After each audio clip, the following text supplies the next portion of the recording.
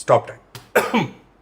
ഇപ്പോഴത്തെ current situation എന്താണെന്ന് വെച്ച് കഴിഞ്ഞാൽ ഞങ്ങൾ 29-ാം തീയതി പോലീസ് സ്റ്റേഷനിൽ പോയി ഞങ്ങൾ മൊഴി കൊടുത്തു. അപ്പോൾ നമ്മളെന്തായാലും കേസുമായിട്ട് നമ്മൾ മുന്നോട്ട് പോവുകയാണ്. ഇനി ഈ ഒരു കാര്യത്തിൽ ഞാൻ ഇനി ഒരു എക്സ്പ്ലനേഷനും ആയിട്ട് വരില്ല. കാരണം മതിയായി, എനിക്ക് സത്യം പറയാലോ, എനിക്ക് മതിയായി. എനിക്ക് പണിയെടുക്കണം, എനിക്കും എൻ്റെ ഫാമിലിക്കും ജീവിക്കണം. അപ്പോൾ ഇനി ദയവേത് നമ്മളെ ഉപദ്രവിക്കരുത് പ്ലീസ്. ഓക്കെ, അപ്പൊ അതിനകത്ത് അവര് പറയുന്നത് വേറെ എന്തൊക്കെയോ കാര്യങ്ങളാണ്. ഒരു പ്രൂഫ് പോലും ഇല്ലാത്ത രീതിയിലുള്ള കാര്യങ്ങളാണ് പറയുന്നത്. ഫസ്റ്റ് ഓഫ് ഓൾ അത്. പക്ഷെ അതിനകത്ത് അവര് പറയുന്നുണ്ട് ഞാൻ 25 ലക്ഷം രൂപ ഇൻവെസ്റ്റ് ചെയ്ത് പ്രൊഡക്ഷനും ചെയ്തു കൊടുക്കാന്നൊരു വേർഡ് പറയുന്നുണ്ട്. ഞാൻ അങ്ങനെ ഒരു കാര്യം പറഞ്ഞിട്ടേ ഇല്ല. എവിഡൻസ് ഉണ്ടോ? തെളിവുണ്ടോ? എവിഡൻസ് ഉണ്ട്. ഞാൻ അത് ബ്രോയ്ക്ക് അയച്ചുതരാം. എന്നോട് പറഞ്ഞ അവരെ ഉയരയുടെ കോസ്റ്റ്, ഞങ്ങളുടെ കോസ്റ്റ് 25 ലക്ഷം രൂപ ലാൻഡ് ഡീലാണെന്ന് പറഞ്ഞേക്കുന്നത്.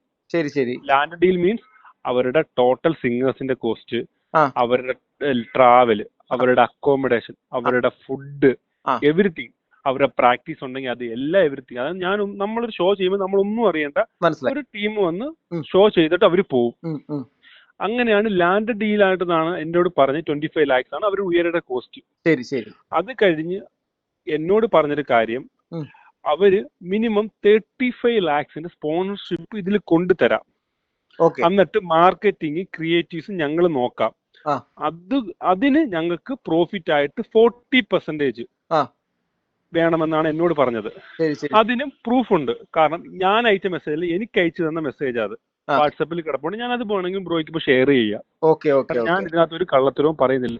ഇത് പരിഹരിക്കാൻ വേണ്ടി ശ്രമിച്ചിരുന്നോ നിങ്ങൾ തമ്മിൽ ഇതിനിടയ്ക്ക് ശേഷം, ഈ ഒരു വിഷയം വന്നതിന് ശേഷം? ഇപ്പൊ അതെ, ഇതിന് കുറെ വീഡിയോ സാറ്റലൈറ്റ് മീഡിയകളൊക്കെ ഏറ്റെടുത്ത സമയത്ത് ഒരു കോംപ്രമൈസ് ചർച്ച എന്നുള്ള രീതിയിൽ അവർക്ക് ഇത് കോംപ്രമൈസ് ചെയ്യണമെന്നും പറഞ്ഞ് എന്നെ അപ്രോച്ച് ചെയ്തിരുന്നു. പക്ഷെ ഇതിപ്പോ ഞാൻ പറഞ്ഞ കാര്യങ്ങൾ സത്യമാണ്. ഞാൻ അതിന്റെ പ്രൂഫും ബ്രോയ്ക്ക് അയക്കാം. ഞാൻ ഇത് കള്ളത്തരമല്ല പറയാം, അതിന്റെ പ്രൂഫ് ഞാനിപ്പം ബ്രോയ്ക്ക് അയച്ചു തരാം. ഓക്കെ, എനിക്ക് അയച്ചു. ഇവർ തമ്മിലുള്ള ഒരു ഡീൽ വന്നിട്ടുള്ളത് ഇങ്ങനെയാണ്: 25 lakhs ലാൻഡഡ് ഡീൽ, 25 ലക്ഷം രൂപയുടെ landed deal including all Uyire team, food, travel, accommodation. ഇതാണ് നമ്മുടെ നിജുവിനെ ഇവരെ ഏൽപ്പിച്ചത്. ഹലോ ഗൈസ്, വെൽക്കം, വണക്കം. ഷാൻ റഹ്മാൻ, നിജുരാജ്, ഇവരുടെ രണ്ടുപേരുടെയും പ്രശ്നം വളരെയധികം വിവാദമായിട്ട് നടക്കുന്നുണ്ട്. ഇന്ന് ഷാനിക്ക പുള്ളിക്കാരൻ ഇതിനെ അഡ്രസ്സ് ചെയ്തുകൊണ്ട് പുള്ളിക്കാരൻ്റെ ഭാഗം എന്ന് പറഞ്ഞിട്ടുണ്ട്. നിങ്ങൾ പലരും കേട്ടിട്ടുണ്ടായിരിക്കും. അതിനകത്ത് നമുക്ക് എന്തായാലും ആ വീഡിയോ ഉൾപ്പെടുത്താം. അതോടൊപ്പം തന്നെ അദ്ദേഹത്തിൻ്റെ ഭാഗം പറഞ്ഞു. ഇപ്പോഴാണ് അദ്ദേഹത്തിൻ്റെ ഭാഗം പറഞ്ഞിരിക്കുന്നത്. അതിനുശേഷം നിങ്ങൾക്ക് ഏതാണ്ടൊരു 10 മിനിറ്റ് ദൈർഘ്യമുള്ള ഇതുമായിട്ട് ബന്ധപ്പെട്ടുള്ള മുഴുവൻ കാര്യങ്ങളെക്കുറിച്ചും ഇദ്ദേഹം ഇന്ന് ഷാൻ ഇക്ക സംസാരിച്ച ആ ഒരു കാര്യത്തിൻ്റെ അകത്തുള്ള കുറേയധികം കാര്യങ്ങൾ പൊള്ളയാണെന്ന് പറഞ്ഞുകൊണ്ട് നിജുവിനോട് ഞാൻ ഡയറക്റ്റായിട്ട് അദ്ദേഹത്തിനെ വിളിച്ച് സംസാരിച്ചപ്പോൾ അദ്ദേഹത്തിന് പറയാനുള്ള ഒരുപാട് കാര്യങ്ങളുണ്ടായിരുന്നു. അപ്പോൾ ആ ഒരു കാര്യങ്ങളും അതിൻ്റെ വിശദാംശങ്ങളും അതിൻ്റെ പ്രൂഫുകളും ഈ ഒരു വീഡിയോയ്ക്കകത്ത് ഉൾപ്പെടുത്തും. അതുകൊണ്ട് തന്നെ വീഡിയോ ഇച്ചിരി ലെങ്തി ആയി പോകും. അതുകൊണ്ട് തന്നെ ആദ്യം ഞാൻ ലാഗടിപ്പിക്കുന്നില്ല. ആദ്യം തന്നെ ഷാനിക്ക പറഞ്ഞ പ്രധാന പ്രസക്ത ഭാഗങ്ങൾ ആദ്യം നിങ്ങൾ കേട്ടിട്ട് വരിക. അതിനുശേഷം രണ്ടാമത് നമുക്ക് പുള്ളിയുമായിട്ട് ഞാൻ സംസാരിക്കുന്ന ആ ഒരു വോയിസ് റെക്കോർഡ്, അതിനനുബന്ധിച്ച് തന്നെ അതിൻ്റെ വോയിസ് റെക്കോർഡ് പോകും.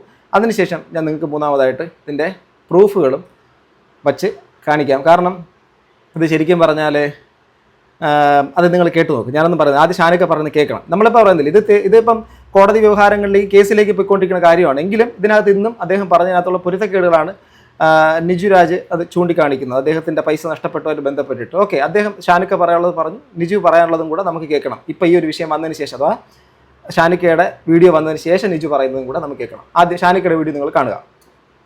ഹലോ, വളരെ സങ്കടകരമായ 2 ആഴ്ചകളിലൂടെയാണ് ഞാനും എൻ്റെ കുടുംബവും കടന്നുപോയത്. ഒരു എക്സ്പ്ലനേഷൻ തരാൻ ഇത്രയും വൈകിയത് എന്താണെന്ന് വെച്ച് കഴിഞ്ഞാൽ, ഈ കഴിഞ്ഞ ശനിയാഴ്ചയാണ് ഞങ്ങൾ രണ്ടുപേരും പോലീസ് സ്റ്റേഷനിലേക്ക് പോയി ഞങ്ങളുടെ സ്റ്റേറ്റ്മെൻറ്റ് നമ്മൾ കൊടുക്കുന്നത്. നിങ്ങൾ ആലോചിക്കണം, ഞാൻ സ്റ്റേറ്റ്മെൻറ്റ് കൊടുത്തിട്ടേ ഉള്ളൂ, കേസ് കോടതിയിലേക്ക് പോയിട്ട് പോലും ഇല്ല. അപ്പോഴേക്കും മീഡിയ ട്രയൽ കഴിഞ്ഞു. ഞാനും എൻ്റെ ഭാര്യയും ചീറ്റേഴ്സായി. ചില ചാനലുകളിൽ 33 ലക്ഷം, ചിലതിൽ 35, ചിലതിൽ 38, ചിലതിൽ കോടികൾ, ഇത്ര രൂപ ഞാനും അവളും പിന്നെ മോഷ്ടിച്ചു, പറ്റിച്ചു. ഞാൻ ഒളിവിലാണെന്നുള്ള വാർത്ത വന്നു, ഞാൻ അറസ്റ്റ് ചെയ്തു എന്ന് പറഞ്ഞ വാർത്ത വന്നു. എൻ്റെ സൈഡ് എന്താണെന്ന് ആരും ചോദിച്ചില്ല. അപ്പോൾ അതുകൂടാതെ ഈ പറഞ്ഞ നിജു എന്ന് പറഞ്ഞ വ്യക്തി പോലീസിൽ നിന്നും മീഡിയയിൽ നിന്നും മറച്ചു വെച്ച കുറേ കാര്യങ്ങളുണ്ട്. അപ്പോൾ ആ അതൊക്കെ ക്രിട്ടിക്കൽ ആയിട്ടുള്ള കാര്യങ്ങളാണ്. അപ്പോൾ അതൊക്കെ നിങ്ങളോട് പറയാൻ വേണ്ടിയിട്ടാണ് ഞാൻ ഈ വീഡിയോ ചെയ്യുന്നത്. ദയവ് ചെയ്ത് ഇത് അവസാനം വരെ കാണണം പ്ലീസ്. It's A request. കഴിഞ്ഞ കുറേ ദിവസങ്ങളായിട്ട് നിങ്ങൾ കേട്ടോണ്ടിരിക്കുന്ന ഒരു പേരായിരിക്കും ഇറ്റേണൽ റേ പ്രൊഡക്ഷൻസ് എന്നാണ്. ഇറ്റേണൽ റേ പ്രൊഡക്ഷൻസ് എന്ന് പറയുന്നത് എൻ്റെ വൈഫ് സൈറയും ഞാനും കൂടെ ഒരുമിച്ചുള്ള നമ്മുടെ ഒരു ബേബി ആണ് ഇറ്റേണൽ റേ പ്രൊഡക്ഷൻസ് എന്നത്. അപ്പം അങ്ങനെ ഇറ്റേണൽ റേ പ്രൊഡക്ഷൻസ് 2024 ദുബായിൽ ഉയരെ എന്നും പറഞ്ഞിട്ട് ഒരു ഷോ ചെയ്തു. അതിൽ എല്ലാ ആർട്ടിസ്റ്റുകളും ഉള്ള ഒരു വലിയൊരു ഷോ. പക്ഷെ അത് കഴിഞ്ഞിട്ട് അത് ഹിറ്റായിരുന്നു. അതിപ്പോൾ നമുക്ക് അതേപോലത്തെ ഒരു സംഭവം നമുക്ക് ഇവിടെ നമ്മുടെ നാട്ടിൽ ചെയ്യണമെന്ന് ഒരു ആഗ്രഹം. അപ്പം അങ്ങനെ ഞങ്ങൾ തീരുമാനിച്ചു, ഓക്കെ എന്നാൽ പിന്നെ കൊച്ചിയിൽ നമുക്ക് ഉയരെ ചെയ്യാം. അപ്പം നമ്മളിത് ചെയ്യാൻ തീരുമാനിച്ച സ്ഥിതിക്ക് നമ്മൾ ഈ പ്രൊഡക്ഷൻ കമ്പനീസിനടുത്ത് നമ്മൾ കൊട്ടേഷൻ എടുക്കണം. ആ കൂട്ടത്തിൽ വന്ന ഒരു കമ്പനിയായിരുന്നു ഉദയാപ്രോ. ഉദയാപ്രോയുടെ CEO എന്നും പറഞ്ഞിട്ട് നിജുരാജ് എന്ന് പറഞ്ഞ വ്യക്തി first time Shan Rahman music conservatory എൻ്റെ സ്ഥാപനത്തിലേക്ക് വന്നിട്ട് അവിടെ നിന്നാണ് ഈ നിജുരാജുമായിട്ടുള്ള ഫസ്റ്റ് മീറ്റിംഗ് നടക്കണേ. അങ്ങനെ നമ്മൾ തീരുമാനിച്ചു, ഓക്കെ ഉദയാപ്രോ ഫിക്സ്ഡ് എന്ന് പറഞ്ഞു. പക്ഷേ സംഭവിച്ചെന്താണെന്ന് വെച്ചാൽ നമുക്ക് വിചാരിച്ച രീതിയിൽ നമുക്ക് സ്പോൺസേഴ്സിനെ നമുക്ക് കിട്ടിയില്ല. അങ്ങനെ ഇരിക്കെ ഒരു യൂണിവേഴ്സിറ്റിയിൽ നിന്ന് നമുക്കൊരു എൻക്വയറിയും കൂടി വന്നു. അതായത് വലിയ ഉയരെ അല്ലാതെ ഒരു ചെറിയ ഷോ ചെയ്യാൻ വേണ്ടിയിട്ട്. അപ്പം ഞങ്ങൾക്കാണെങ്കിൽ ഇപ്പുറത്തെ സൈഡിൽ നമുക്ക് സ്പോൺസേഴ്സിനെ കിട്ടുന്നില്ല. ഞങ്ങൾ വിചാരിച്ചെന്നാൽ പിന്നെ ഇത് വേണ്ട, നമുക്ക് ഉയരെ നമുക്ക് മറ്റൊരു അവസരത്തിലേക്ക് നമുക്ക് മാറ്റി വെക്കാം എന്ന് നമുക്ക് ഈ ചെറിയ ഷോ നമുക്ക് ചെയ്യാം.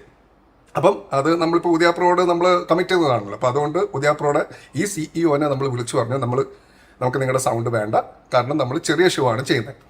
അപ്പം നിജുരാജാണ് പറയുന്നത് അദ്ദേഹത്തിന് വേറൊരു കമ്പനി ഉണ്ട് അറോറ എന്റർടൈൻമെന്റ്സ് എന്ന് പറഞ്ഞിട്ട്. അപ്പോൾ അവർ ഈ 25 lakhs ഇൻവെസ്റ്റ് ചെയ്യാൻ റെഡിയാണ്. അങ്ങനെ നിജു 25 lakhs പ്ലസ് പ്രൊഡക്ഷൻ നോക്കിക്കോളാം എന്ന് പറഞ്ഞു. 25 lakhs ഇൻവെസ്റ്റ്മെന്റ് ആൻഡ് പ്രൊഡക്ഷൻ. നിജുയുടെ കണ്ടീഷൻസ് എന്തായിരുന്നു എന്ന് വെച്ച് കഴിഞ്ഞാൽ 70% ഓഫ് ദ പ്രോഫിറ്റ് ആൻഡ് പരിപാടിയുടെ പേര് അറോറ ഫെസ്റ്റ് എന്ന് വെക്കണം എന്നായിരുന്നു. പിന്നെ അതുപോലെ ബാക്കി മീഡിയയുള്ള കൊളാബറേഷൻസ് എല്ലാം അറോറയ്ക്ക് പോകണം. ടാഗ്സ് കാര്യങ്ങളിലൊക്കെ പോസ്റ്റേഴ്സിലും എന്തെങ്കിലും ഇൻഡിവിജ്വൽ ആർട്ടിസ്റ്റുകളുടെ പോസ്റ്ററുകൾ വരുന്നുണ്ടെങ്കിലും എല്ലാത്തിനകത്തും അറോറ എന്റർടൈൻമെന്റ്സിന്റെ ടാഗ് വേണം, ഇദ്ദേഹത്തിന്റെ ടാഗ് വേണം എന്നുള്ളതായിരുന്നു ഇദ്ദേഹത്തിന്റെ കണ്ടീഷൻ. എല്ലാം നമുക്ക് ഓക്കെ ആയിരുന്നു എക്സെപ്റ്റ് പരിപാടിയുടെ പേര്. അപ്പോൾ അത് നമുക്ക് ഉയരെ തന്നെ വെക്കണം എന്ന് നമ്മൾ പറഞ്ഞു. അതിന് അദ്ദേഹം എഗ്രിയും കൂടെ ചെയ്തു. അങ്ങനെ പുള്ളിയുടെ എല്ലാ കാര്യങ്ങളും നമ്മൾ വിശ്വസിച്ച് മുന്നോട്ട് പോയിട്ട് നമ്മൾ നമ്മുടെ ഷോ അനൗൺസ് ചെയ്തു. അങ്ങനെ December 1st വീക്കായി, December 2nd വീക്കായി. നിജോയുടെ സൈഡിൽ നിന്ന് എഗ്രിമെന്റ് ഇല്ല, ഒരു അഡ്വാൻസ് പേയ്മെന്റ് പോലും ഇല്ല. നമ്മുടെ സൈഡിൽ നിന്നാണെങ്കിൽ പ്രൊമോഷണൽ ആക്ടിവിറ്റീസും കാര്യങ്ങളൊക്കെ നമ്മൾ സ്റ്റാർട്ടും ചെയ്തു. നമ്മുടെ സൈഡിൽ നിന്ന് എക്സ്പെൻസസ് വരാൻ തുടങ്ങി. അങ്ങനെ ഇരിക്കാൻ ഞങ്ങൾ നിജുവിനോട് ചോദിച്ചു, നിജു ഈ 25 lakhs ഇൻവെസ്റ്റ്മെന്റ് എന്നുള്ളതൊന്ന് 35 lakhs ആക്കാൻ പറ്റുമോ? കാരണം നമ്മുടെ സൈഡിൽ നിന്ന് എക്സ്പെൻസസ് ഇങ്ങനെ ബിൽഡപ്പ് ചെയ്ത് വരാൻ തുടങ്ങി. അപ്പോൾ അതിന് അദ്ദേഹം എഗ്രി ചെയ്തില്ല. പകരം നമുക്ക് പ്രോഫിറ്റിന്റെ ഷെയറിംഗ് മാറ്റാം എന്ന് രണ്ടുപേരും മ്യൂച്വലി എഗ്രി ചെയ്തു. അതായത് നേരത്തെ 70-30 എന്നായിരുന്നു, 70 നിജു 30 നമ്മൾ എന്നുള്ളത്. അത് മാറിയിട്ട് 60-40 മാറി. 60 നിജുവിനും 40 നമുക്കും. അങ്ങനെ January 14 ആയി. നിജു എഗ്രിമെന്റും തരുന്നില്ല, പൈസയും തരുന്നില്ല, ഒന്നുമില്ല.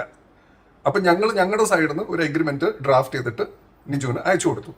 അപ്പം പുള്ളി January 16 ഒരു 5 ലക്ഷം രൂപ എൻ്റെ കമ്പനിയിലേക്ക് ഇട്ടു. അപ്പോൾ ഈ ഒരു 5 ലക്ഷം നിങ്ങളൊന്ന് ഓർത്ത് വെക്കണം. കാരണം എന്താണെന്ന് വെച്ച് കഴിഞ്ഞാൽ ഈ 5 ലക്ഷത്തിനെ പറ്റി പുള്ളി FIR മെൻഷൻ ചെയ്തിട്ടില്ല. പിന്നെ പുള്ളിയുടെ മൊഴിയിലും, പോലീസിന് പുള്ളി കൊടുത്ത മൊഴിയിലും ഇങ്ങനെ ഈ 5 ലക്ഷം പ്ലസ് GSTയുടെ ഒരു അഡ്രസ്സും ഇല്ല. അങ്ങനെ 24 ഷോയുടെ തലേ ദിവസം ആ വെന്യൂവിൽ പോയപ്പോഴാണ് ഞെട്ടിക്കുന്ന ഒരു സത്യം ഞാൻ മനസ്സിലാക്കുന്നത്. അതിൻ്റെ പ്രൊഡക്ഷൻ കമ്പനി മുഴുവൻ മാറി എന്നുള്ളത്.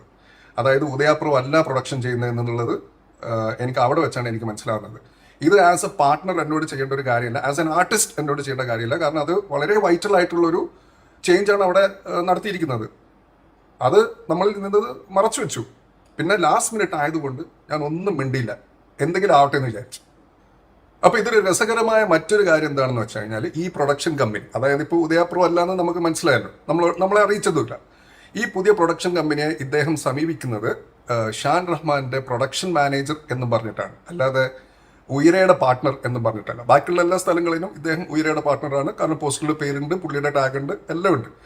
ഈ ഒരു സ്ഥലത്ത് മാത്രം പുള്ളി ഷാൻ റഹ്മാന്റെ പ്രൊഡക്ഷൻ മാനേജർ. എന്താണെന്ന് വെച്ച് കഴിഞ്ഞാൽ ഷോ കഴിഞ്ഞിട്ട് ഇനി എന്തെങ്കിലും ഇഷ്യൂസോ കാര്യങ്ങളോ ഉണ്ടെങ്കിൽ അതിന്റെ റെസ്പോൺസിബിലിറ്റീസിന് പുള്ളി മാറി. അപ്പോൾ ഇതൊരു കാൽക്കുലേറ്റഡ് മൂവായിട്ട് എനിക്ക് തോന്നി. നമ്മളിൽ നിന്ന് മറച്ചു വെച്ച മറ്റൊരു വൈറ്റൽ ഇൻഫർമേഷൻ ആയിരുന്നു അവിടെ ഡ്രോൺ പറത്താനുള്ള പെർമിഷൻ ഇല്ല എന്നുള്ളത്. അത് ഡ്രോൺ പറത്തി. എന്നിട്ട് പുലർച്ചെ വരെ അവിടെ നിന്നിട്ട് അവന് ജാമ്യം നിന്ന് ഇറക്കിക്കൊണ്ടുവന്നത് നമ്മുടെ ടീം മെമ്പേഴ്സാണ്. അങ്ങനെ ഉയരെ ഷോ കഴിഞ്ഞു. നമ്മുടെ സൈഡിലുള്ള പേയ്മെൻറ്റ്സും കാര്യങ്ങളൊക്കെ സെറ്റിൽ ചെയ്യാൻ തുടങ്ങി. ആ സമയത്ത് നിജു ഒരു 45 ലക്ഷത്തിൻ്റെ ഒരു ബില്ലുമായിട്ട് വന്നു. അപ്പോൾ ഇത് എന്തിൻ്റെ ബില്ലാണെന്ന് റൈറ്റിങ്ങിൽ തരാൻ പറഞ്ഞു. കാരണം മനസ്സിലായില്ല. അപ്പം റൈറ്റിങ്ങിൽ വന്നപ്പം അത് ഈ 45 ലക്ഷം എന്നുള്ളത് 47ആയി, പിന്നീട് അത് 51ആയി. നിങ്ങളൊരു കാര്യം മനസ്സിലാക്കണം, നിജു പാർട്ട്ണറാണ്. പാർട്ട്ണർ എന്ന് പറഞ്ഞിട്ട് ഇൻവെസ്റ്റും ചെയ്തില്ല. എന്നിട്ട് ഈ പറയുന്ന പോലെ നിജുയുടെ എക്സ്പെൻസ് കൂടെ ഞങ്ങൾ കൊടുക്കണം എന്ന് പറഞ്ഞു കഴിഞ്ഞാൽ അത് എവിടുത്തെ ന്യായമാണത്? ഇതിന് ശേഷം നിജു നിരന്തരമായിട്ട് സൈറനെ വിളിച്ച് സൂയിസൈഡ് ചെയ്യും, പിന്നെ വേറെ വഴിയില്ല, ആത്മഹത്യ ചെയ്യും. ഉയരെ എന്ന് പറഞ്ഞ ഷോ ഒരു വിഷ്വൽ ട്രീറ്റ് ആയിരുന്നു, പക്ഷെ ഇറ്റ് വാസ് എ ലോസിലാണ്. അത് നിജുവിനും അറിയാം, കാരണം ബുക്ക് മൈ ഷോയുടെ പിന്നെ ഐഡിയും പാസ്വേഡും ഒക്കെ നമ്മൾ ഓൾറെഡി കൊടുത്തതാണ്. അപ്പോൾ ഈ 2 ആഴ്ചത്തെ കണ്ടിന്യൂസ് ഹറാസ്മെന്റ്സിന് ശേഷം സൈറ ഓൾമോസ്റ്റ് ഔട്ടായി തുടങ്ങി. അപ്പോൾ എന്നോട് പറഞ്ഞു, ആ ഇട്ട 5 ലക്ഷം രൂപ ഞാൻ തിരിച്ചു കൊടുക്കാണ്. ഞാൻ പറഞ്ഞു, പൊന്നു പോലെ നിനക്ക് അതാണ് നിനക്ക് സമാധാനം തരുന്നെങ്കിൽ നീ അത് തിരിച്ചു കൊടുത്തോ എന്ന് ഞാൻ പറഞ്ഞു.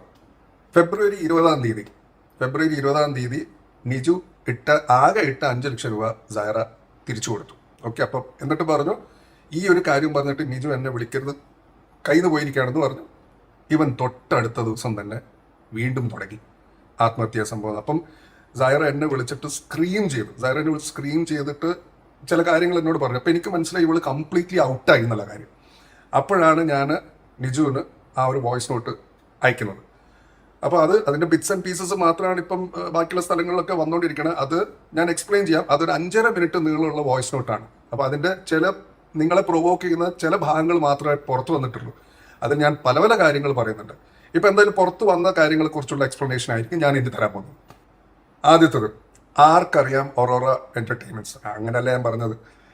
ആ ഒരു സംഭവം ഞാൻ പറയേണ്ട കാരണം വെച്ചാൽ, സൈറ നിജുവിനോട് പറഞ്ഞു, നിജു ഒരു ഇൻവെസ്റ്റ്മെൻറ്റും ഇല്ലാതെ ഇത്രയും സെലിബ്രിറ്റീസ് ഒക്കെ ഈ അറോറയുടെ പേരും നിജുയുടെ പേരും ഒക്കെ വെച്ചിട്ട് ഇത്രയും പോസ്റ്റേഴ്സും കാര്യങ്ങളൊക്കെ ഷെയർ ചെയ്തിട്ട്, അപ്പോൾ അതിൻ്റെ വിസിബിലിറ്റി എന്തായാലും ഓരോരൊക്കെ കിട്ടിയിട്ടുണ്ട്. ആ ഒരു കാര്യം നിജുവിനോട് പറഞ്ഞപ്പോഴും നിജു സൈറയോട് പറഞ്ഞു, ERP ആർക്കറിയാം, അതായത് ഇറ്റേണൽ പ്രൊഡക്ഷൻസ് ആർക്കറിയാം എന്നൊരു വാക്ക് ചോദിച്ചു. ഇതെൻ്റെ മറുപടിയായിരുന്നു അതിനോടുള്ളത്. പിന്നെ രണ്ടാമത്തെ വിഷയം നിങ്ങൾ കേൾക്കുന്നത്, അതായത് ഞാൻ പറയുന്നത് പൈസ ഞാൻ കൊടുത്തോളാം, അതെങ്ങനെയെങ്കിലും ഉണ്ടാക്കി കൊടുത്തോളാം എന്നൊരു ചെറിയൊരു ബിറ്റോടി ഉണ്ടല്ലോ. ഇതിൽ ഒക്കെ നമ്മൾ മറന്നു പോകുന്ന, നമുക്ക് വേണ്ടി പണിയെടുത്ത ആൾക്കാരുണ്ട്, അത് നമ്മുടെ വെൻഡേഴ്സാണ്. അപ്പോൾ അത് പ്രോഫിറ്റ് ആണെങ്കിലും ലോസ് ആണെങ്കിലും നമ്മൾ ഗവനിക്കണം, അവർക്കുള്ള പൈസ നമ്മൾ കൊടുക്കണം. ഇത് നിജു കൊടുക്കേണ്ട പൈസയാണ് കേട്ടോ. നിജു കൊടുക്കേണ്ട പൈസയെക്കുറിച്ചാണ് നമ്മൾ സംസാരിച്ചുകൊണ്ടിരിക്കുന്നത്. അപ്പം നമ്മൾ ആർക്കൊക്കെ എന്തൊക്കെ കൊടുക്കാനുള്ളതിൻ്റെ സത്യസന്ധമായ കണക്ക് ചോദിച്ചു. ഈ പറഞ്ഞ പിന്നെ 45, പിന്നെ അത് 47, പിന്നെ അത് 51, ഇതൊന്നും അല്ലാതെ സത്യസന്ധമായിട്ടുള്ള കണക്ക് എന്താണെന്ന് ചോദിച്ചു. ഞങ്ങൾ നിജുവിനെ പേ ചെയ്യില്ല എന്ന് മനസ്സിലാക്കിയപ്പോൾ നിജു കേസ് കൊടുത്തു, FIR ഇട്ടു. ആ FIR മീഡിയയിലേക്ക് ലീക്ക് ചെയ്തു. അതിൽ നിജുവിൻ്റെ മൊഴിയും കാണാം നിങ്ങൾക്ക്. അതിൽ നിങ്ങൾ ശ്രദ്ധിച്ച് നോക്കിയാൽ മതി, ഞാൻ പറയുന്ന ഒരു കാര്യമില്ല.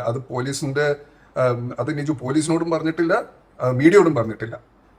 വെൻഡേഴ്സിൻ്റെ പ്രശ്നങ്ങൾ തീർക്കാൻ വേണ്ടി ഞങ്ങൾ അവരോട് ഡയറക്റ്റ്ലി ഡിസ്കഷൻ തുടങ്ങി എന്നറിഞ്ഞപ്പോൾ നിജു വെൻഡേഴ്സിനെ അപ്രോച്ച് ചെയ്തിട്ട് അവനൊരു കോംപ്രമൈസിന് തയ്യാറാണ് എന്നും പറഞ്ഞിട്ട് 2 പേരെ എൻ്റെ വീട്ടിലേക്ക് വിട്ടു. അതിലൊരാൾ വെൻഡറുമാണ്, കാരണം അയാൾക്കാരുടെ പ്രോബ്ലം സോൾവ് ആണ്. എന്നിട്ട് നിജുയുടെ ഒരു വോയിസ് നോട്ടും കേൾപ്പിച്ചു തരണം. അതായത് എല്ലാം ഒരു തെറ്റിദ്ധാരണയായിരുന്നു എന്ന് മീഡിയയോട് പ്രസ് കോൺഫറൻസ് വിളിച്ച് പറഞ്ഞേക്കാം. ഇതൊരു തെറ്റിദ്ധാരണ. 2 കുടുംബങ്ങൾ അവിടെ ഇരുന്ന് ഉരുകി, നാട്ടുകാരോട് മുഴുവൻ തെറിയും കേട്ട് ആകെ ഔട്ടായിട്ട്, എനിക്ക് വർക്ക് ചെയ്യാൻ പറ്റുന്നില്ല, ആർക്കും വർക്ക് ചെയ്യാൻ പറ്റുന്നില്ല, വീട്ടിൽ സമാധാനം ഇല്ല, ഇങ്ങനത്തെ ഒരു സിറ്റുവേഷനിലേക്ക് എത്തിച്ചിട്ട് എല്ലാം ഒരു തെറ്റിദ്ധാരണ. എൻ്റെ ഉണ്ട് ആ വോയിസ് നോട്ട്. കാരണം ഞാൻ ഈ മീറ്റിംഗ് ഫുൾ ഞാൻ റെക്കോർഡ് ചെയ്തു. കാരണം ബേസിക്കലി എനിക്ക് വിശ്വാസം കുറഞ്ഞു മൊത്തത്തിൽ. അങ്ങനെ ഞങ്ങൾ വെൻഡേഴ്സിനോട് സംസാരിച്ചിട്ട് ഒരു സ്പെസിഫിക് തുകയിൽ നമ്മളെത്തി. നമ്മൾ പറഞ്ഞു അത് നമ്മൾ ക്ലിയർ ചെയ്തോളാം. പകരം വേണ്ടത് എന്താണെന്ന് വെച്ച് കഴിഞ്ഞാൽ നിജുവിൻ്റെ സത്യസന്ധമായിട്ടുള്ള പബ്ലിക് അപ്പോളജി, അല്ലാതെ ഈ മിസ്അണ്ടർസ്റ്റാൻഡിങ്, അതൊരു തെറ്റിദ്ധാരണയുടെ പുറത്ത് ആയിരുന്നു, ഇതൊന്നുമല്ല.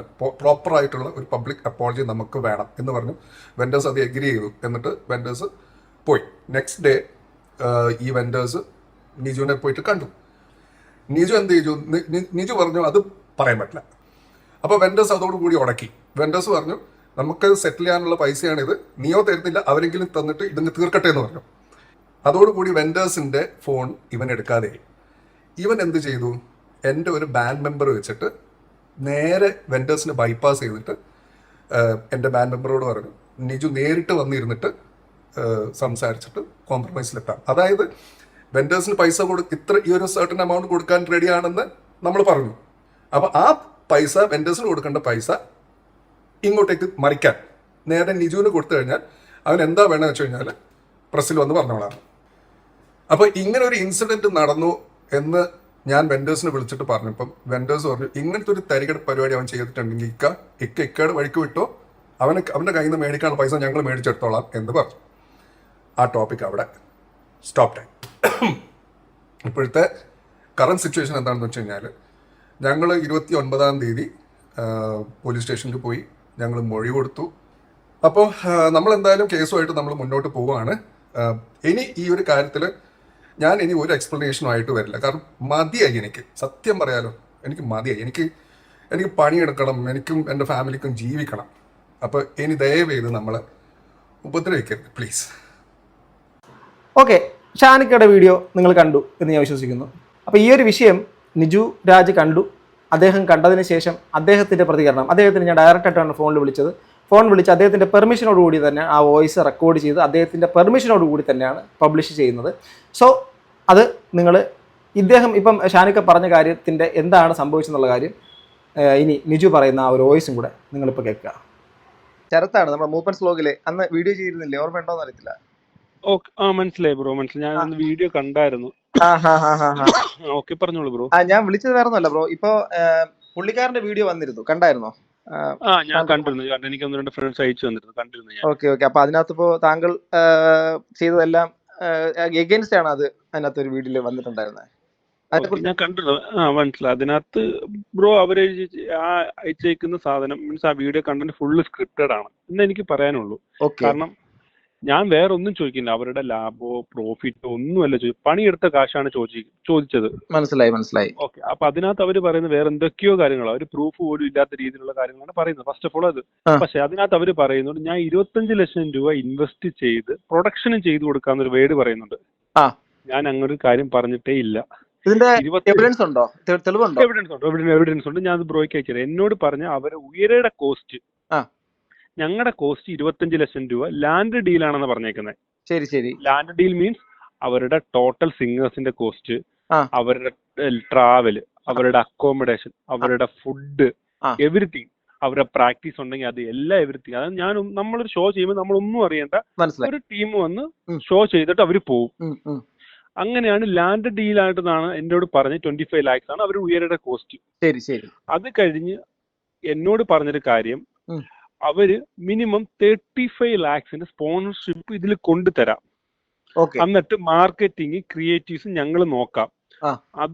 അതിന് ഞങ്ങൾക്ക് പ്രോഫിറ്റ് ആയിട്ട് 40% വേണമെന്നാണ് എന്നോട് പറഞ്ഞത്. അതിനും പ്രൂഫ് ഉണ്ട്. കാരണം ഞാൻ അയച്ച മെസ്സേജിൽ എനിക്ക് അയച്ചു തന്ന മെസ്സേജ് അത് വാട്സാപ്പിൽ കിടപ്പുണ്ട്. ഞാൻ അത് വേണമെങ്കിൽ ബ്രോയ്ക്ക് ഇപ്പൊ ഷെയർ ചെയ്യാം. ഞാൻ ഇതിനകത്ത് ഒരു കള്ളത്തരവും പറയുന്നില്ല. ഇത് പരിഹരിക്കാൻ വേണ്ടി ശ്രമിച്ചിരുന്നോ നിങ്ങൾ തമ്മിൽ ഇതിനിടയ്ക്ക് ശേഷം, ഈ ഒരു വിഷയം വന്നതിന് ശേഷം? ഇപ്പൊ അതെ, ഇതിന് കുറെ വീഡിയോ സാറ്റലൈറ്റ് മീഡിയകളൊക്കെ ഏറ്റെടുത്ത സമയത്ത് ഒരു കോംപ്രമൈസ് ചർച്ച എന്നുള്ള രീതിയിൽ അവർക്ക് ഇത് കോംപ്രമൈസ് ചെയ്യണമെന്നും പറഞ്ഞ് എന്നെ അപ്രോച്ച് ചെയ്തിരുന്നു. പക്ഷെ ഇതിപ്പോ മീഡിയയിൽ അവർ പറയുന്നത് നേരെ ഓപ്പോസിറ്റ് ആണ്. ഞാൻ കോംപ്രമൈസ് ചർച്ചയ്ക്ക് പോകും. ഞാൻ ഇതുവരെ കോംപ്രമൈസ് ചർച്ചയ്ക്ക് ഞാൻ ഒരാളെ പോലും വിട്ടിട്ടില്ല. ശരി. ഓക്കെ, എന്നിട്ടും 25 lakhs എന്ത് കോംപ്രമൈസ് ചർച്ച ഉണ്ട്. പക്ഷെ അവരെനിക്കൊരു സ്ക്രിപ്റ്റഡ് സാധനം തരും. അവര് അത് അതേപോലെ ഞാൻ പറയണോന്ന് പറഞ്ഞു. അങ്ങനെയാണ്. പക്ഷെ ആ സമയത്ത് ഞാൻ പറഞ്ഞു എനിക്കിനി 1 കോടി രൂപ തരാന്ന് പറഞ്ഞാൽ ഞാൻ അത് പറയില്ല എന്ന് പറഞ്ഞു. പക്ഷെ ഞാൻ പറഞ്ഞു ഞങ്ങൾ തമ്മിൽ എന്തെങ്കിലും ഇഷ്യൂസോ കാര്യങ്ങളോ ഉണ്ടെങ്കിൽ ഞങ്ങൾ പരസ്പരം സംസാരിച്ച് ക്ലിയർ ചെയ്തു എന്ന് പറയാന്ന് പറഞ്ഞു. പക്ഷെ അവർക്ക് അത് പോരാ. ഞാൻ പറഞ്ഞു എന്നാ വിട്ടേക്കാൻ പറഞ്ഞു. അല്ലാതെ ഞാൻ വന്ന് അവർക്കെതിരെ കള്ളക്കേസ് കൊടുത്തതാണെന്നൊന്നും പറയില്ല എന്ന് ഞാൻ പറഞ്ഞു. മനസ്സിലായി.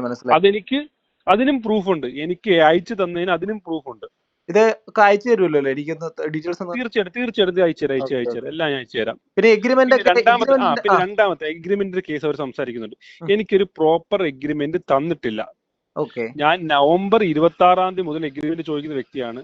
അവരത് കഴിഞ്ഞ് ഓരോ കാരണങ്ങൾ പറഞ്ഞ് ഒഴിവ് ചെയ്ത് ഞാൻ പല മീഡിയസിലും പറഞ്ഞിട്ടുള്ള കാര്യമാണ്. അതിനുശേഷം ഇവര് ദുബായിൽ ഹോളിഡേ ട്രിപ്പിന് പോയി. അതിനുശേഷം വന്നതിന് ശേഷം 12-ാം തീയതി വിളിച്ച് ഞാൻ ഇത് ബാക്കൗട്ട് ചെയ്യുന്നു എന്ന് പറഞ്ഞാണ്. അപ്പോഴാണ് അവരുടെ ഒരു സ്റ്റാഫ് വിളിച്ചിട്ട് എൻ്റെ അടുത്ത് പറഞ്ഞു, നിജു നിനക്ക് എന്തുകൊണ്ടെങ്കിലും ഷാനിക്കടുത്ത് പറയാം, നീ ഷാനിക്കടുത്ത് സംസാരിക്കും. ഞാൻ അങ്ങനെ ഷാനിക്കടുത്ത് 14-ാം തീയതി ഞാൻ ഷാനിക്ക സ്റ്റുഡിയോയിലെ ലൊക്കേഷൻ എനിക്ക് ഷാനിക്ക ഇങ്ങോട്ട് അയച്ചു തന്നു. എനിക്ക് ഇത്ര മണിക്ക് കാണാൻ ടൈം എനിക്ക് അയച്ചു തന്നു. ആ ടൈമിൽ ഞാൻ പോയി കണ്ടു. ആ സമയത്ത് ഞാൻ ഓപ്പൺ ആയിട്ട് ഷാനിക്കടുത്ത് പറഞ്ഞാണ് ഞാനിത് ബാക്കൗട്ട് ചെയ്യുക എന്നുള്ളത്. അപ്പൊ ഷാനിക്ക ഞാൻ 2 ദിവസം ഞാൻ ക്ലിയർ ചെയ്ത് തരാന്ന് പറഞ്ഞ് ആ ദിവസം 14-ാം തീയതി രാത്രി, എനിക്കൊന്ന് ഷാനിക്ക അവരോട് സംസാരിച്ചിട്ടായിരിക്കാം, ഞാൻ ഉച്ചയ്ക്കാണ് ഷാനിക്കയെ കാണുന്നത്, രാത്രി 11:30 എന്തോ സംതിങ്, അതും ടൈമും കിടപ്പുണ്ട്, എനിക്കൊരു എഗ്രിമെന്റ് എന്നും പറഞ്ഞ് ഒരു ഡ്രാഫ്റ്റ് അയച്ചു തന്നു. ആ ഡ്രാഫ്റ്റിനകത്ത് ഈ പറയുന്ന ഞങ്ങൾ തമ്മിൽ മീറ്റിംഗിൽ വാട്സപ്പിൽ അതിന്റെ ഒരു മിൻസ് അയച്ചു തന്നിട്ടുണ്ടായിരുന്നു. എന്താണ് എഗ്രിമെന്റ് ആക്കേണ്ടത് എന്നുള്ള കാര്യം, എന്താണ് നമ്മുടെ ടൈംസ് എന്നുള്ള കാര്യം മിൻസ് അയച്ചു തന്നിട്ടുണ്ടായിരുന്നു. അത് ഞാൻ ഇപ്പം ബ്രോയ്ക്ക് ഫോർവേഡ് ചെയ്യാം. ഓക്കെ. അതിനുശേഷം ആ ഒരു ഡ്രാഫ്റ്റിനകത്ത് ഈ പറയുന്ന സാധനങ്ങൾ ഒന്നും വന്നിട്ടില്ല. അത് കൂടാതെ ഷോ നടത്തിയത് ഇവര് തന്നെ പറയുന്നു ഇറ്റേണൽ റേ ആണ് ഞങ്ങളുടെ ബേബിയാണെന്ന് പറയുന്നു. അതെ, ആ ഷോ ചെയ്തെടുത്ത് ഈ ഇറ്റേണൽ റേയുടെ ഒരു എഗ്രിമെന്റ് തന്നിട്ട് പൈസ അയക്കാൻ പറയുന്നത് വേറൊരു അക്കൗണ്ടിലോട്ട്. അതായത് ഇറ്റേണൽ റേയുടെ പ്രോഗ്രാമിന് മറ്റൊരു അക്കൗണ്ടിലേക്ക് പൈസ അയക്കാൻ പറയുന്നു. അതെ, മറ്റൊരു അക്കൗണ്ടിലോട്ട് പൈസ അയക്കാൻ പറയുന്നു. വലിയൊരു വൈലേഷൻ ആണ്. അക്കൗണ്ടും ഡീറ്റെയിൽസ് ഒന്നും ഇല്ല, അക്കൗണ്ടബിലിറ്റി ഇല്ല ഇതിന്. ഞാൻ അറിഞ്ഞത് പിന്നെ ഞാൻ ഇതിനെപ്പറ്റി തിരക്കി. ഇപ്പൊ എനിക്കൊരു ഇഷ്യൂ വന്നല്ലോ.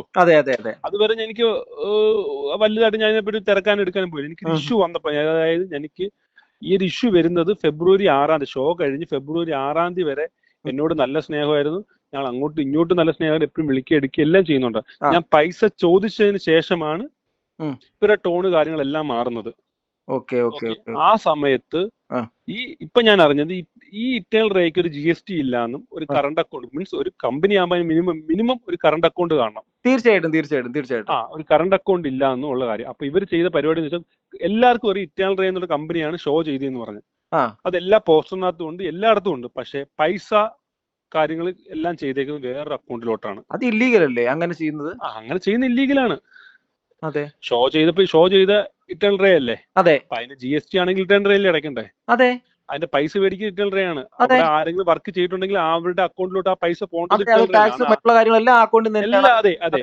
അത് കൂടാതെ ഈ ടിക്കറ്റ് സെയിലായ 39,27,890 രൂപ ടിക്കറ്റ് സെയിൽ വന്നു. ഈ പൈസ പോയിരിക്കുന്നത് വേറൊരു അക്കൗണ്ടിലോട്ടാണ്. അതെല്ലാം പോട്ടെ, എന്റെ അക്കൗണ്ടിൽ വരാത്ത പൈസക്ക് എന്നെ കൊണ്ട് എന്റർടൈൻമെന്റ് ടാക്സ് അടപ്പിച്ചു. ആലോചിച്ച് നോക്ക് ബ്രോ.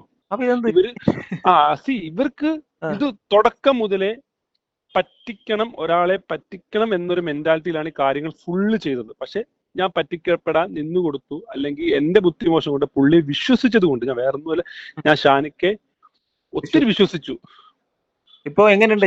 ഇടയ്ക്ക് ചോദിക്കണമെന്ന് വിചാരിക്കരുത്, മെന്റലി ഓക്കെ ആണോ ഇപ്പൊ? കുഴപ്പമില്ല ബ്രോ. ഞാൻ ഇത് കേട്ടിപ്പം എന്താ പറയണ്ടേ, നമ്മള് ഒരു വല്ലാത്ത സ്റ്റേജിലെത്തി. അതാണ് ഇപ്പൊ പറയേണ്ടുള്ളത്.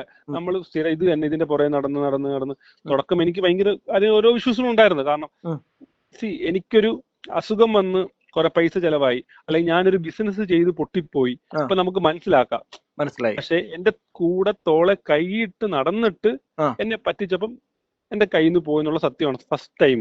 മനസ്സിലായി. പക്ഷെ ഇപ്പൊ ഞാൻ ഓക്കെയാണെന്ന് പറഞ്ഞാൽ എന്താ, ഞാൻ യൂസ്ഡ് ആയി അതിലോട്ട്. അത് നമ്മൾ അതിന്റെ കൂടെ നിന്ന ഫ്രണ്ട്സ് എല്ലാം നമ്മളെ കുറെ ഹെൽപ്പ് ചെയ്തു. എല്ലാരും എന്റെ കൂടെ അസോസിയേറ്റ് ചെയ്തിരുന്ന എല്ലാരും. എന്നിട്ട് ഇന്നൊരു വേർഡ് പറഞ്ഞു, ഞാൻ വെണ്ടേഴ്സിന്റെ ഫോണുകളൊന്നും എടുക്കുന്നില്ല എന്ന്. അങ്ങോട്ട് സംഭവമില്ല. ഈ പറയുന്ന വെണ്ടേഴ്സ് എല്ലാരുമായിട്ട് ഞാൻ എന്റെ 10 വർഷമായിട്ടുള്ള ബന്ധമാണ്. ഞാൻ ഈ ഫീൽഡ് ഇറങ്ങിയിട്ട് 10 വർഷമായി ബ്രോ. 10 വർഷമായിട്ട് എന്റെ കൂടെ വർക്ക് ചെയ്യുന്നവർ ഇവരെല്ലാം എന്റെ കൂടെ ഇപ്പോഴും തന്നെ ഉണ്ട്. ഈ പറഞ്ഞ കാര്യങ്ങളെല്ലാം ഭയങ്കര പുറമെ തെറ്റിദ്ധരിപ്പിച്ച് ഭയങ്കര പുകമറ സൃഷ്ടിക്കുന്ന സാധനങ്ങളാണ് പറഞ്ഞേക്കുന്ന മൊത്തവും. അപ്പൊ ഇവര് ഇതൊന്നുമില്ലാതെ തുടക്കം മുതലേ പറ്റിക്കണം, അല്ലെങ്കിൽ എന്നെ പൂർണ്ണമായിട്ട് പറ്റിക്കണം എന്നുള്ള രീതിയിലാണ് എല്ലാ കാര്യങ്ങളും ചെയ്തേക്കുന്നത്. മനസ്സിലായി. എന്തെങ്കിലും ഭീഷണിയോ നിങ്ങളെ നശിപ്പിക്കുന്ന തരത്തിലേക്കുള്ള പരിപാടികളെല്ലാം വന്നിട്ടുണ്ടോ? എന്തെങ്കിലും നിങ്ങൾക്ക് ത്രെട്ടോ എല്ലാം വന്നിട്ടുണ്ട്. അതെ. പക്ഷെ നമുക്കത് ഞാൻ ഫേസ് ചെയ്യാൻ തയ്യാറാ. കാരണം ഒരുത്തനെ മൊത്തം നശിപ്പിച്ച് നിൽക്കുന്ന ഒരുത്തനെ ഇതിന്റെ മേളിൽ എന്തുണ്ടാകുക ചെയ്യാനാ? ഒന്നും ചെയ്യാനില്ല. ആ ഒരു മെന്റാലിറ്റിയിൽ ഞാനിപ്പോ എന്തുകൊണ്ടും ഞാൻ ഫേസ് ചെയ്യാൻ തയ്യാറാണ്. ഇപ്പം എന്നെ എല്ലാ രീതിയിലും നശിപ്പിക്കുമെന്നാണ് പറഞ്ഞേക്കുന്നത്. ഓക്കെ, ആയിക്കോട്ടെ.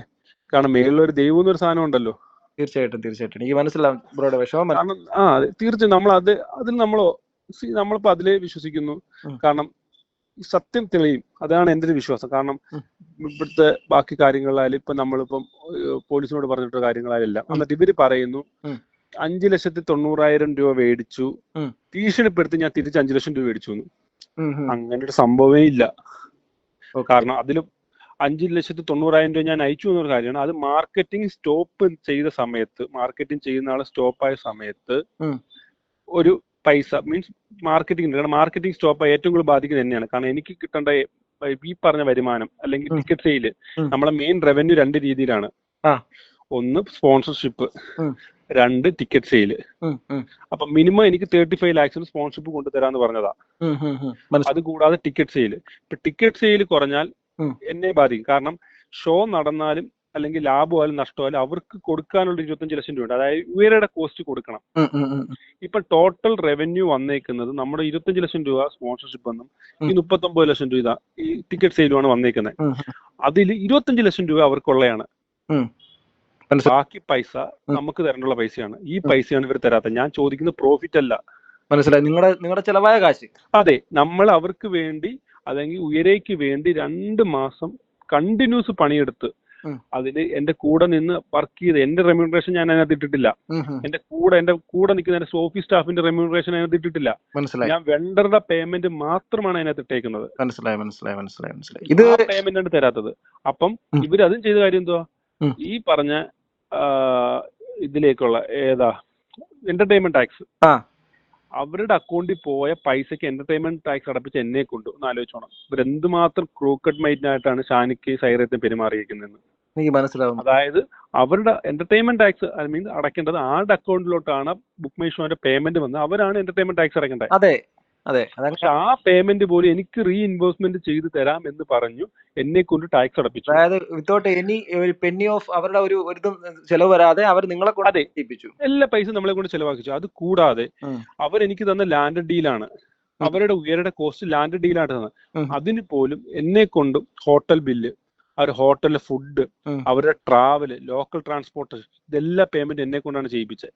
മനസ്സിലായി. നിങ്ങൾ ഒറ്റ കാരണം കൊണ്ട് നിങ്ങൾക്ക് ഇത്രയും വലിയ സഫറിംഗ് കിട്ടുന്നതല്ലേ? തിരിച്ച് ട്രസ്റ്റ് ആണ് ബ്രേക്ക് ആയത് ഇവിടെ. അതെ, എനിക്ക് എനിക്ക് ഇതിനകത്ത് എനിക്ക് എപ്പോഴാണ് ഫസ്റ്റ് എനിക്ക് ചെറിയൊരു കമ്മ്യൂണിക്കേഷൻ ഗ്യാപ്പ് ഇത്രയായിട്ട് എനിക്ക് ഉണ്ടായെന്ന് വെച്ച് കഴിഞ്ഞാൽ, എനിക്ക് ആ ഡ്രാഫ്റ്റ് തന്ന ദിവസമാണ് 14-ാം തീയതി. ഓക്കെ. അപ്പൊ ഞാനിത് ഫസ്റ്റ് സ്റ്റോപ്പ് ചെയ്തതാണ്. പക്ഷെ ഷാനിക്കയാണ് പറഞ്ഞത്, നിന്റെ കൂടെ ഞാനുണ്ടാവും, നീ ആരെയും നോക്കണ്ട, പേയ്മെന്റ് ലാഭമായാലും 35 lakhs ഞാൻ തരാം. മനസ്സിലായി. അതെന്റെ പ്രൊഡക്ഷൻ കോസ്റ്റ് വേറെ ഇവരെന്തെങ്കിലും മേടിച്ചിട്ടുണ്ട്. ഇവര് പറയുന്നു 25 ലക്ഷം രൂപ ഇൻവെസ്റ്റ്മെന്റ് ചെയ്യാന്ന് പറഞ്ഞു. അത് കൂടാതെ ഞാൻ പ്രൊഡക്ഷൻ ചെയ്യുമെന്ന് അവർ പറഞ്ഞേക്കുന്നത്. ഞാൻ അങ്ങനെ പ്രൊഡക്ഷൻ ചെയ്ത് കൊടുക്കുവാണെന്ന് പറയുവാണെങ്കിൽ എന്തിനാണ് എന്റെ കയ്യിൽ നിന്ന് പ്രൊഡക്ഷൻ കോസ്റ്റ് മേടിക്കുന്നത്? അത് ശരിയാ. ഞാൻ പ്രൊഡക്ഷൻ ചെയ്ത് കൊടുക്കാന്ന് പറയുമ്പോൾ അവർക്ക് ഫ്രീ ആയിട്ട് കിട്ടുന്ന ഒരു സാധനത്തിന്റെ പേയ്മെന്റ് അവർ അറിയണമെന്നുണ്ടോ? അത് ഒരിക്കലും ഇല്ല. അപ്പൊ ഞാൻ അതിന് പ്രൂഫ് ഉണ്ട്. എന്നെ ഇന്ന് ജനുവരിയിൽ എന്റെ കയ്യിൽ നിന്ന് പ്രൊഡക്ഷൻ കോസ്റ്റ് മേടിച്ചിട്ടുണ്ട്. നമ്മൾ ഷോ നടക്കുന്ന ജനുവരി 25 ഡിസംബറിൽ എന്റെ പ്രൊഡക്ഷൻ കോസ്റ്റ് മേടിച്ചിട്ടുണ്ട്. അപ്പൊ അങ്ങനെ ഫ്രീ ആയിട്ട് ചെയ്തു കൊടുക്കുന്ന ഒരു പ്രൊഡക്ഷൻ കോസ്റ്റ് എന്തിനാണ് അവർ മേടിക്കുന്നത്? ആരും മേടിക്കേണ്ട കാര്യമില്ല ബ്രോ.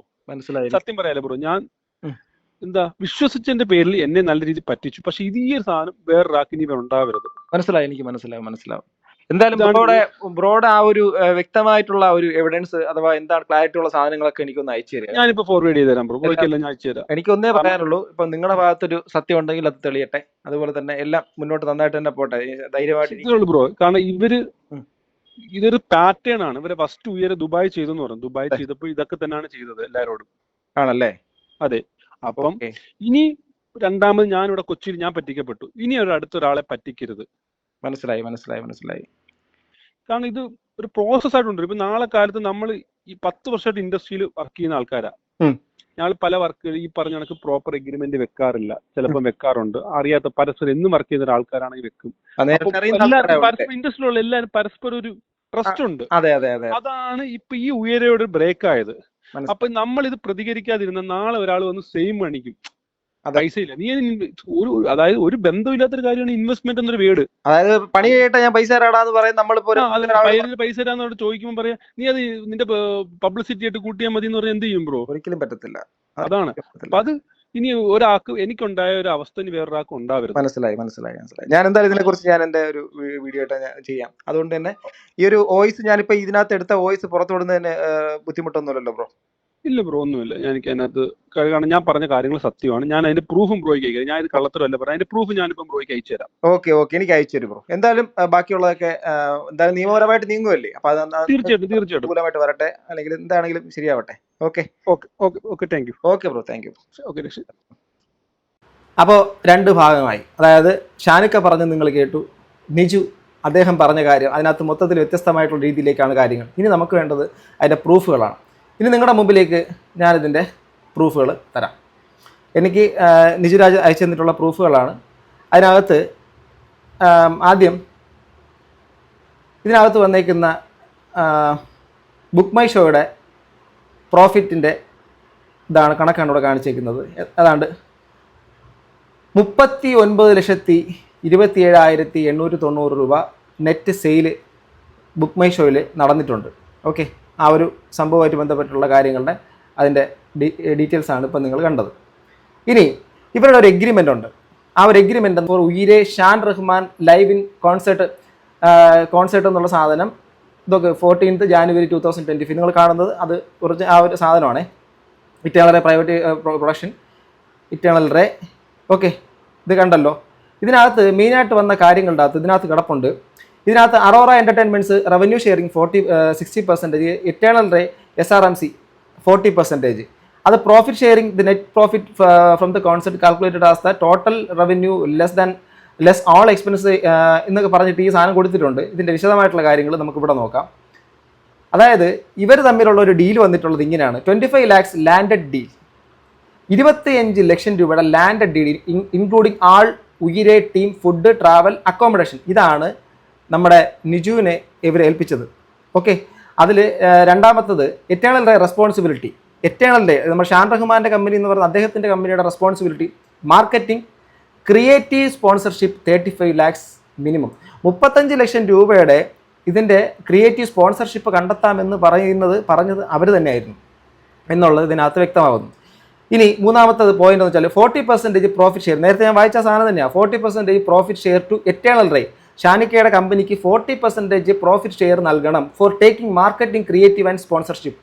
അത് എന്തിനു വേണ്ടിയിട്ടെന്ന് പറഞ്ഞാൽ ഫോർ ടേക്കിംഗ് മാർക്കറ്റിംഗ്, അതിന് വേണ്ടിയിട്ടുള്ള മാർക്കറ്റിംഗ്, അതായത് സ്പോൺസർഷിപ്പിന് മറ്റുമായിട്ടുള്ള കാര്യങ്ങൾക്കുള്ള മാർക്കറ്റിങ്ങിനും മറ്റുള്ള കാര്യങ്ങൾക്കുമായിട്ട് അവർക്ക് വേണ്ട 40% കൊടുക്കണം എന്നുള്ള രീതിയിൽ ആ ഒരു സാധനം ഇറ്റേണൽ റേയുടെ സാധനം പറഞ്ഞിട്ടുണ്ട്. ഇനി അറോറ എൻ്റർടൈൻമെൻറ്റ്സ് റെസ്പോൺസിബിലിറ്റി, അതായത് ഇദ്ദേഹത്തിൻ്റെ കമ്പനിയിലേക്ക് വന്നു കഴിഞ്ഞാൽ, നിജോയുടെ കമ്പനിയിലേക്ക് വന്നു കഴിഞ്ഞാൽ all venue production and tech rider of the band. Okay, അങ്ങനെ ഒരു സാധനം. പിന്നെ must mention total cost the project including all aspects should share sponsorship details agreements and financial status different point. ഇനി അടുത്ത് must mention risk sharing. Okay, proper financial transparency in term of inflow and outflow of fund, invoice sharing both Aurora and Eternal Ray. അടുത്ത 9th point, what if any of these above responsibility fail to fulfil from Aurora Entertainment side or Eternal Ray side. All social media posts related to a collaboration with Shan Rahman, artist Eternal Ray and Aurora Entertainments എന്ന് പറഞ്ഞിട്ട് ഈ സാധനം വന്നു. അതായത് ഇതിൻ്റെ അകത്ത് ഇവർ തമ്മിൽ വ്യക്തമായിട്ടുള്ളൊരു ഡീൽ ഉണ്ടായിരുന്നു, ഒരു എഗ്രിമെൻ്റ് ഉണ്ടായിരുന്നു. ഇതെല്ലാം ഇവർ വാക്കാലും ഡ്രാഫ്റ്റാലും ഒക്കെ എത്തിയ സാധനമാണ്. അവസാനം ഈ ഒരു കാര്യത്തിൻ്റെ അകത്ത് നിന്ന് മറ്റേ പുള്ളി പറഞ്ഞതെല്ലാം വിശദവും വ്യക്തമായിട്ട് ആ വോയിസ് നിങ്ങൾ കേട്ടിട്ടുണ്ടായിരിക്കും. ഈ ഒരു വിഷയമാണ് ഇവിടെ നടന്നേക്കുന്നത്. എന്തായിരുന്നാലും നിജു പറയുന്നൊരു കാര്യം എന്ന് വെച്ചാൽ, പുള്ളിയോട് സംസാരിച്ചപ്പോൾ പറഞ്ഞത്, എനിക്ക് ഈ ഒരു കാര്യം സംഭവിച്ചു, ഇനി ഒരാൾക്കും സംഭവിക്കരുത് എന്നുള്ളതാണ്. അപ്പോൾ ഇനി ഇത് പ്രേക്ഷകർക്കും പ്രിയപ്പെട്ടവരുടെ മുമ്പിലേക്കും നിങ്ങളുടെ മുമ്പിലേക്ക് വിട്ടുതരുന്നു. നിങ്ങളുടെ അഭിപ്രായങ്ങൾ താഴെ രേഖപ്പെടുത്തുക. എന്തായിരുന്നാലും നിജു ഭയങ്കര ഡൗണാണ്. ആ മനുഷ്യൻ ഭയങ്കരമായി ഡൗണാണ്. അദ്ദേഹത്തിൻ്റെ പൈസ മുടക്കി അവസാനം എന്ത് പറയുമല്ലോ, കയ്യിലുള്ള പൈസ കൊടുത്ത് കടിക്കുന്ന പട്ടിയെ വാങ്ങിച്ചെന്ന് പറഞ്ഞതുപോലെ ഒരവസ്ഥ, ഒരാളെ വിശ്വസിച്ചതിൻ്റെ ഭാഗമായിട്ട് ചീറ്റ് ചെയ്യപ്പെട്ടു എന്നാണ് പുള്ളി പറയുന്നത്. ഇനി ഷാൻ റഹ്മാനിക്ക ഇത് കണ്ടതിന് ശേഷം അദ്ദേഹത്തിൻ്റെ സൈഡിൽ നിന്ന് എന്തെങ്കിലും വരുമോ ഇല്ലയോ എന്നുള്ള കാര്യം അറിയത്തില്ല, വരട്ടെ. എന്തായിരുന്നാലും നിങ്ങളുടെ മുമ്പിലേക്ക് ഞാൻ ഈ ഒരു വീഡിയോ പബ്ലിഷ് ചെയ്യുന്നു. സോ നിങ്ങളുടെ അഭിപ്രായം എന്താ കമന്റ് ബോക്സിൽ രേഖപ്പെടുത്തുക. അടുത്തൊരു വീഡിയോ കാണുന്നത്. ബൈ.